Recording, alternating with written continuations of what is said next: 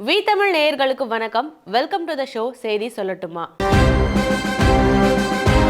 அமெரிக்க அதிபராக Donald Trump பதவி ஏற்றிருக்க நிலையில டாலரோட மதிப்பு எக்கச்சக்கமா உயர்ந்திருக்கு. கூடவே இந்திய நாணயமான ரூபாயின் மதிப்பும் சரிவை சந்திச்சு. இந்தியாங்கிறது ஒரு இறக்குமதி சார்ந்த பொருளாதாரத்தை கொண்ட ஒரு நாடு அப்படிங்கிறதுனால இந்த டாலரோட மதிப்பு உயர்ந்தது, இந்திய நாணயத்தின் மதிப்பு குறைந்ததுன்றது இந்தியாவுக்கு ரொம்ப பெரிய அளவிலான பாதிப்பை ஏற்படுத்தக்கூடியதா தான் பார்க்கப்படுது. இந்தியாவின் ரூபாய் நாணயம் மட்டும் இல்லாம உலகின் பல நாடுகளோட நாணயங்களும் டாலருக்கு இணையான தன்னுடைய வலுவை இழந்துட்டு தான் வருது. ஆனா இப்போ ரூபாயின் மதிப்பு வரலாறு காணாத அளவுல வீழ்ச்சி அடைஞ்சிருக்கு. டாலரோட ஒப்பிடும்போது ஜனவரி 14 டாலருக்கு எதிரான இந்திய ரூபாயின் மதிப்பு அப்படிங்கிறது 86.64 ரூபாயா குறைஞ்சு அதுக்கப்புறம் 86.63 அப்படிங்கறது வரைக்கும் நின்றுருக்கு. இப்படி இந்திய ரூபாயின் மதிப்பு வலுவிழந்துட்டு வரும்போது அதனுடைய மதிப்பை வலுப்படுத்தவும் இந்திய ரூபாயின் மதிப்பிழப்பை தடுக்கிறதுக்காகவும் இந்திய ரிசர்வ் வங்கி ஒரு நடைமுறையை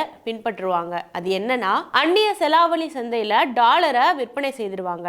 அந்த முறையை தான் இப்பவும் பின்பற்றிருக்காங்க. ராய்டர்ஸின் அறிக்கையின்படி பார்த்தா இந்திய ரிசர்வ் வங்கி ரூபாயின் மதிப்பு இழக்கக்கூடாது அப்படிங்கிற காரணத்துக்காக தான் இந்த டாலரை விற்றதாக சொல்லப்படுது. ஒருவேளை ரிசர்வ் வங்கி இந்த விஷயத்துல தலையிடாம இருந்திருந்தா டாலரோட மதிப்பு குறைந்தது 86.70 வரைக்கும் எட்டியிருக்கும் அப்படின்னு சொல்லப்படுது. டாலரின் மதிப்பு வலுவடைகிறதும் இந்திய ரூபாயின் மதிப்பு வலுவிழக்கிறதும் ஏன் அப்படிங்கிற ஒரு கேள்வி எழும்போது அதற்கான காரணமாக சொல்லப்படுவது என்னன்னா, அமெரிக்காவில் தற்போது இருக்கிற அந்த அரசியல் சூழ்நிலை மாற்றத்தினால இந்த டாலரோட மதிப்பு உயர்வதாக சொல்றாங்க. டாலரோட மதிப்பு ஏன் வலுவடையுதுன்னா அமெரிக்காவோட தற்போதைய புதிய அரசியல் சூழ்நிலை காரணமாக தான் இந்த டாலரோட மதிப்பு வலுவடைவதா சொல்றாங்க.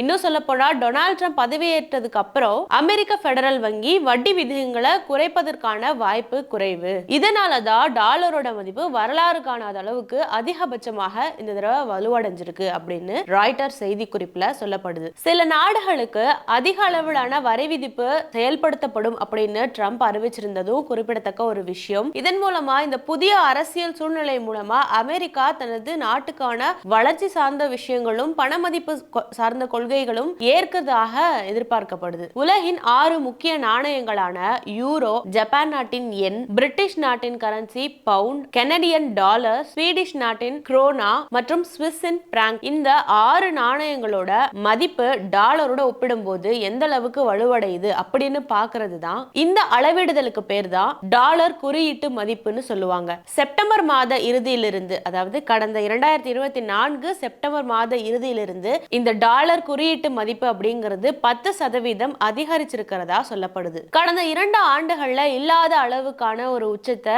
இந்த குறியீடு தொட்டிருப்பதா சொல்றாங்க. அதாவது அனைத்து நாடுகளோட நாணயங்களோட மதிப்பு குறைஞ்சிட்டு வர நேரத்துல டாலரோட மதிப்பு உயர்ந்துட்டு வருதுன்றதுதான் இதுல சொல்லப்படுற விஷயம். குறிப்பா அமெரிக்காவை சார்ந்து இந்த குறியீட்டு அளவு ஏன் மாறுபடுதுன்னா, அமெரிக்க அதிபராக ட்ரம்ப் வெற்றி பெற்றதுக்கு அப்புறம் பதவியேற்பு நிகழ்ச்சி நடக்கிற அந்த குறிப்பிட்ட காலத்துக்குள்ள அமெரிக்க அரசாங்கத்துல அந்த ட்ரம்போட நிர்வாகத்துக்கு மேல நம்பிக்கை வச்சு ஒரு சில முதலீட்டாளர்கள் அவர்களோட முதலீடு எப்படி இருக்கணும் அப்படின்னு தீர்மானிக்கிறாங்க. இதனாலதான் இந்த டாலரை நோக்கின இன்வெஸ்ட்மெண்ட் அதிகமா இருக்குதுன்றதுனாலதான் மற்ற நாணயங்கள் மீதான அந்த முதலீடு சார்ந்த அந்த அழுத்தங்கள் மற்ற நாணயங்களுக்கு வருது. அப்போ மற்ற நாணயங்களோட மதிப்பு இந்த இடத்துல குறைக்கப்படுது அப்படின்னு நிபுணர்கள் சொல்றாங்க. இதே செயல்முறையை தான் ட்ரம்ப் தனது ஏற்கனவே முந்தைய ஆட்சி காலத்திலையும் அமெரிக்காவில் செயல்படுத்தினாரு. அப்போதும் டாலரோட மதிப்புங்கிறது வலுவடைஞ்சுதான் இருந்திருக்கு. அப்போதைய தனது ஆட்சி காலகட்டத்தில் சீனா மற்றும் மெக்சிகோ நாடுகள் மீது அதிக அளவிலான வரிகளை ட்ரம்ப் விதிச்சாரு. அப்படி பார்த்தா 2018 இருந்து 2020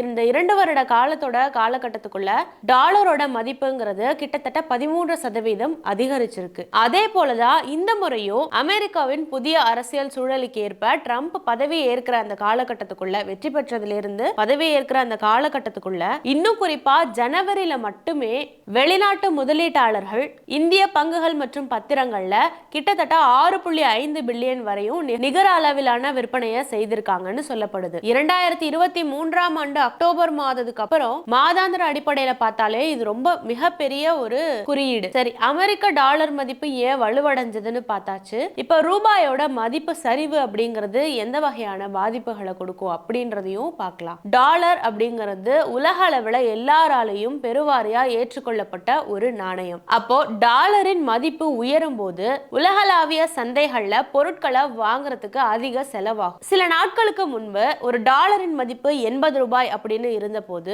$100 மதிப்புள்ள ஒரு பொருளை வாங்கணும்னா இந்திய மதிப்புப்படி 8000 ரூபாய் தேவைப்படும். ஆனா இப்போ அதே $100 மதிப்புள்ள ஒரு பொருளை வாங்கணும் போது 8600 ரூபாய் வரைக்கும் தேவைப்படும். இந்த வகையில பார்த்தா டாலர் வலுவடையும் போதும் ரூபாயோட மதிப்பு வலு இழக்கும் போதும் இந்த இடத்துல பணவீக்கம் உருவாகுது. பொருளாதார ரீதியா ஒரு நாட்டோட பலத்தை இது குறைக்கும். டாலரோட மதிப்பு எந்த இடத்துல இந்தியாவை பாதிக்கும் அப்படின்னா கச்சா எண்ணெய் இறக்குமதிங்கிறதுல இந்தியா அதிக அளவுல டாலருக்கு செலவு பண்ண வேண்டியது இருக்கு. அப்போ டாலரோட மதிப்பு உயரும் போது பெட்ரோல், டீசல் போன்ற பெட்ரோலிய பொருட்கள், அனைத்து விதமான பெட்ரோலிய பொருட்கள் மீதான விலையும் அதிகரிக்கும். அதற்கான போக்குவரத்து செலவும் அந்த இடத்துல அதிகரிக்கும். அதை தொடர்ந்து அடுத்தடுத்த அந்த பொருட்களோட விலையும் இந்த இடத்துல உயரும். இன்னொரு விஷயமா பார்த்தா டாலர் மதிப்பு அதிகமாகும் போது வெளிநாடுகள்ல படிக்கக்கூடிய மாணவர்களுக்கான கல்வி செலவு அப்படிங்கிறது அதிகமாகும். பிள்ளைகளை வெளிநாட்டுல படிக்க வச்ச பெற்றோர்கள் இங்க இருந்து அவங்களுக்கு செலவு பண்ணும்போது அது அதிக அளவுல செலவு பண்ண வேண்டிய நிலை ஏற்படும். வெளிநாடு பயணங்களுக்கு கூட அதிக அளவுல செலவு பண்றதுக்கான நிலை ஏற்படும். மேலும் வெளிநாடுகளுக்கு பயணம் செய்யும் போது கூட அந்த இடத்துலயும் அதிகப்படியான செலவுகளை பார்க்க நேரிடும். இதை தொடர்ந்து அடிப்படையான எல்லா தேவைகளுக்கான பொருட்களும், மின்சாரத்திலிருந்து, ஆடைகளிலிருந்து, உணவுப் பொருட்களிலிருந்து, மளிகை பொருட்களிலிருந்து, இப்படி அடிப்படையான தேவைப்படுற எல்லா பொருட்களோட விலையும் உயரும். மேலும் இறக்குமதி செய்து விற்பனை செய்யக்கூடிய பொருட்களான தொலைபேசி, கணினி, கார்கள், பேட்டரிகள், விலை உயர்ந்த இருசக்கர வாகனங்கள், இப்படி இறக்குமதி செய்யப்பட்டு விற்பனையாகிற அந்த பொருட்கள் கூட அதிக விலையோட தான் இருக்கும். அப்போ இந்த இடத்துல ரூபாயோட மதிப்பு குறையும் போது அதன் மீதான அந்த பொருளாதார ரீதியான பாதிப்புங்கிறது பெரிய அளவுல இந்த இடத்துல தாக்கத்தை ஏற்படுத்தும். இப்படி ரூபாயின் மதிப்பு சரியும் போது ஏற்றுமதிக்கு இது சரியா இருக்கலாம். ஏற்றுமதி செய்தா பிற நாடுகள் இதனால ஈஸியா பயனடையலாம். ஆனா டாலரோட மதிப்பு உயர்ந்திருக்கும் போது, ரூபாயோட மதிப்பு குறிப்பா குறைந்திருக்கும் போது, இறக்குமதி ஏற்றுமதிங்கிற ரெண்டு விஷயத்துல ஏற்றுமதின்னு பார்த்தா பிற நாடுகள் இதனால பயனடைஞ்சிரும். ஆனா ரூபாயின் மதிப்பு சரியும் போது இறக்குமதி அப்படிங்கிற விஷயத்துல அதிக அளவிலான பாதிப்புகளை ஒரு நாடு சந்திக்க வேண்டியது இருக்கு. அதே சமயம் ஏற்றுமதி சார்ந்த தொழில்கள் இதனால பயனடைய முடியும். அப்படி பார்த்தா டாலரின் மதிப்பு உயரும் போது தகவல் தொழில்நுட்பம் சார்ந்த தொழில்கள், தங்கம் ஏற்றுமதி செய்யறது போன்ற அந்த தொழில்கள், இதெல்லாம் வெகுவா இந்த இடத்துல பயனடைய வாய்ப்பு இருக்கு. இந்த பண மதிப்பு இழப்பு, அதாவது டாலருக்கு இணையான அந்த ரூபாயின் மதிப்பு இழப்பு அப்படிங்கிறது சாமானியர்களை எந்த அளவுக்கு பாதிக்கும்னா, இந்தியா தனது பெரும்பாலான இறக்குமதிகளுக்கு டாலரை பயன்படுத்துது. அப்படி பார்த்தா டாலரின் மதிப்பு உயரும் போது இந்தியாவிற்கான அந்த இறக்குமதிக்கான செலவு அதிகரிக்குது. அது மட்டும் இல்லாம சமையல் எண்ணெய், எரிவாயு பொருட்கள், பருப்பு வகைகள், உரங்கள், இது போன்றதுக்கு அதிக அளவுல செலவினங்கள் வரும். இந்தியா இன்னும் 88% வரை கச்சா எண்ணெயை இறக்குமதி செய்து பொருளாதாரம் பார்த்துட்டு இருக்க நிலையில டாலரோட மதிப்பு அங்க உயரும் போது இது பொருளாதார ரீதியா இந்தியாவை ரொம்பவே பாதிக்கும். பணவீக்கம் உயரும். இறக்குமதி சார்ந்த தொழில்கள்னு பார்த்தா எரிசக்தி, மின்னணு பொருட்கள், ரசாயனங்கள், இதெல்லாம் அதிக அளவுல பாதிக்கப்படும். அது மட்டும் இல்லாம வெளிநாடுகள்ல கடன் வாங்கி இருக்கிற இங்க இருக்கக்கூடிய தொழில் நிறுவனங்கள் அந்த கடனை செலுத்தணும்னு வரும்போது இதற்காக அதிகமா செலவழிக்க வேண்டிய ஒரு சூழல் ஏற்படும். இன்னொரு புறம் பணவீக்கத்தை அதிகரிக்க விடக்கூடாது, கட்டுப்பாட்டுல வச்சிருக்கணும்னு ரிசர்வ் வங்கி வட்டி விகிதங்களை குறைக்காது. அப்போ மொத்த உள்நாட்டு உற்பத்தியும் இதனால பாதிக்கப்படும். இந்த இடத்துல ரூபாய் தன்னுடைய மதிப்பை வலுவிழந்ததா அல்லது டாலர் வலுவடைந்ததா அப்படிங்கிற ஒரு விவாதத்துக்குள்ள பார்த்தா இந்திய ரூபாயின் மதிப்பு தான் வீழ்ச்சி அடைந்து வருது. இதை கட்டுப்பாட்டுல வைக்க, இதை தடுக்கிறதுக்கு அரசு எந்த விதமான நடவடிக்கையும் எடுக்கல அப்படிங்கிற விமர்சனங்களும் தொடர்ந்து எழுந்துட்டு தான் இருக்கு. இந்திய ரிசர்வ் வங்கியின் அறிக்கையின் படி பார்த்தா, இந்திய ரிசர்வ் வங்கியின் இணையதளத்துல இருக்கிற தகவல்களை வச்சு பார்க்கும்போது 2014ஆம் ஆண்டு நரேந்திர மோடி ஆட்சி அமைக்கும் போது டாலரின் மதிப்பு 58.58 இருந்தது. அப்போ தற்போது இருக்கிற விகிதத்தோட இதை ஒப்பிட்டு பார்க்கும்போது டாலரின் மதிப்பு 47% அதிகரிச்சிருக்கு. இதுவே 2004ஆம் ஆண்டு மன்மோகன் சிங் பதவியேற்ற சமயத்துல டாலரின் மதிப்பு 45.33 இருந்திருக்கு. அவரது அந்த 10 ஆண்டு கால ஆட்சியில கிட்டத்தட்ட 29% வரை இந்த டாலரின் மதிப்பு அதிகரிச்சது. இருந்தாலும் இந்த பண மதிப்பிழப்பு அப்படிங்கிற விஷயத்துல இந்தியா அதிக அளவுல கவலைப்பட தேவையில்லை அப்படிங்கிற அப்படிங்கிறது இங்க இருக்கக்கூடிய வல்லுநர்கள் நிபுணர்களோட கருத்தாகவே இருக்கு. ஏன்னா நிபுணர்கள் பொறுத்த வரைக்கும் சொல்றது என்னன்னா, ரூபாய் மதிப்பு இழக்கல, டாலர் தான் வலுப்பெற்றிருக்கு அப்படின்னு சொல்றாங்க. இப்போ இருக்கிற நிலையிலிருந்து ரூபாயின் மதிப்பு இன்னும் குறைய வாய்ப்பில்லை, இருந்தாலும் பணவீக்கம் அப்படிங்கிறது பாதிக்கு பாதி இருக்க வாய்ப்பு இருக்கு அப்படின்னு நிபுணர்கள் சொல்றாங்க. ஆனா மக்கள் நலன் அப்படின்ற ஒரு விஷயத்துல அரசு இந்த பெட்ரோலிய பொருட்கள் மீதான அந்த வரியை குறைக்க நடவடிக்கை எடுக்கணும் அப்படிங்கிறதும் இந்த வல்லுநர்களோட கருத்தா இருக்கு. அது மட்டும் இல்லாம டாலருக்கு நிகரான ரூபாயின் மதிப்பு மட்டும் இல்ல, எல்லா நாணயங்களோட மதிப்பும் குறைந்திருக்கு அப்படின்னும் போது இதற்கு முக்கிய காரணங்களா சொல்லப்படுவது என்னன்னா, ஒன்னு டொனால்ட் ட்ரம்போட இந்த அரசியல் நகர்வு அப்படிங்கிறது அமெரிக்காவில் அரசியல் சூழலை புதுசா மாத்திருக்கு. இதன் மூலமா முதலீட்டாளர்களுக்கு ஒரு தொழில் ரீதியான ஒரு ஈர்ப்பை டொனால்ட் ட்ரம்பின் திட்டங்கள் கொடுத்திருக்கு. அமெரிக்க அதிபரா ட்ரம்ப் பொறுப்பேற்றதுக்கு அப்புறம் அமெரிக்க பெடரல் வங்கி நிச்சயமா வட்டி விகிதங்களை குறைக்காது, குறைஞ்சபட்சம் ஒரு 6 மாசத்துக்காவது வட்டி விகிதங்களை குறைக்காது. அப்படி பார்த்தா அமெரிக்காவில் தொழில்துறையை ஈர்ப்பதற்கு இது ஒரு பெரிய விஷயமா அமையும். இதுதான் உலகத்துல இருக்கிற மத்த எல்லா இடங்கள்லயும் ஒரு நிச்சயமில்லாத சூழலை உருவாக்குது. மேலும் ட்ரம்ப் வெற்றி பெற்றதாக அறிவிக்கப்பட்டதிலிருந்து பதவி ஏற்பு நடந்த இந்த காலகட்டத்துக்குள்ளேயே டாலரின் மதிப்புங்கிறது அதிக அளவுல உயர்ந்திருக்கு. காரணம், ட்ரம்ப் வெற்றி பெற்றதும் சொன்ன ஒரு விஷயம் என்னன்னா, என் நாட்டுக்குள்ள வர்ற எல்லா பொருட்களுக்கும் கட்டாயம் வரி விதிக்கப்படும் அப்படின்ற ஒரு விஷயத்த சொன்னாரு. மேலும் பிற நாடுகளின் வர்த்தகங்களை நிறுத்தும் வகையில உள்நாட்டு அமெரிக்கா சந்தைகள் மூடப்படும் அப்படின்ற ஒரு விஷயமும் சொல்லப்பட்டது. பொதுவாவே இப்படி ஒரு நாட்டோட சந்தைகள்ல எல்லா பக்கத்திலயும் மூடப்படும் அப்படின்னு சொல்லும் போது அது அந்த நாட்டுக்கு பலவீனத்தை தான் கொடுக்கும், அந்த இடத்துல பொருளாதாரம் வீழ்ச்சி அடையும் அப்படின்னு தான் எல்லாரும் சொல்றாங்க. ஆனாலும் டாலரோட மதிப்பு அப்படிங்கிறது அதிகரிச்சுட்டு தான் இருக்கு. இதற்கு காரணமா வல்லுநர்கள் சொல்றது என்னன்னா, இப்படி மற்ற நாடுகளோட இருக்கிற அந்த தொடர்பு துண்டிச்சு ஒரு நாடு தன்னுடைய சந்தைகளை மூடும் போது உள்நாட்டு வேலை வாய்ப்புகள் அதிகரிக்கும், உள்நாட்டு உற்பத்தி அதிகரிக்கும், அதன் மூலமா வருவாய், அது ஈட்டித்தர பொருளாதாரம், இப்படி இந்த வகையில அந்த பொருளாதார மதிப்பு அதிகமாகும், டாலரோட மதிப்பு இன்னும் அதிகமாயிட்டு வரும் அப்படிங்கிற ஒரு கணக்குல தான் ட்ரம்போட இந்த அறிவிப்பு மேல நிறைய முதலீட்டாளர்களுக்கு ஒரு நம்பிக்கை வந்து தொழில் ரீதியா அவர்களை ஈர்த்த ஒரு விஷயமா இது அமைஞ்சது. ஆனா இதோட தாக்கம் இந்தியாவில் அதிக அளவு இருக்கும்னு சொல்லப்படுறதுக்கு இன்னொரு காரணமா வல்லுநர்கள் சொல்றதும் என்னன்னா,